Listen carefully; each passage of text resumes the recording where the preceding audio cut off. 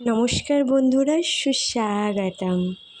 এই বৃষ্টি ভেজা অরণ্যে ভরা কলকাতার রাস্তাঘাট এত অপরূপ সুন্দর দেখতে লাগছে, আর আবহাওয়াটাও দারুণ।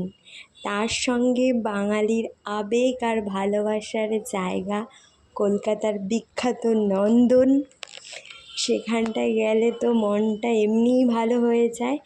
বাংলার অনেক পুরনো জিনিসগুলো আবার নিজের সামনে তুলে ধরা যায়। আর তার সঙ্গে স্ট্রিট ফুড ধোসা অপূর্ব ছিল। দিনটা যেমন সুন্দর সময় কাটিয়েছি, আর তার সঙ্গে তেমন দিনটা দারুণ একটা সুন্দর দিন কাটলো। আর ধোসা মানেই আমি ধোসা দেখবো আর খাবো না, এটা কখনোই সম্ভব না।